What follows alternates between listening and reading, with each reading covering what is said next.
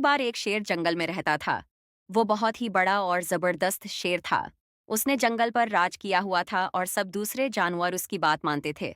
शेर को हर शिकार मिलता था और वो अपनी ताकत और हुनर का इस्तेमाल करके उसे पकड़कर मार लेता था।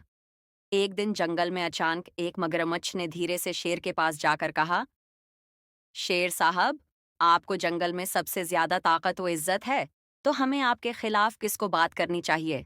शेर ने मगरमच्छ को देखा और कहने लगा, तो बहुत ही बेहुदा है। मैं तेरी इस बात से खुश हूं कि तो मेरा दोस्त नहीं बनना चाहता, क्योंकि अगर ऐसा होता तो वो जंगल के तमाम जानवरों को इस्तेमाल करेगा। मगरमच्छ ने माजरत ख्वाही की और कहा, शेर साहब, मैंने सिर्फ आपकी शिकार की तस्वीर को देखकर आपको दिल्ली बात कही थी, मुझे गलत मत समझेंगा। शेर ने उसकी बात समझ ली और दोनों जानवर दोस्त बन गए। उस वाकये के बाद मगरमच्छ और शेर ने मिलकर मुल्क में सुकून पाया।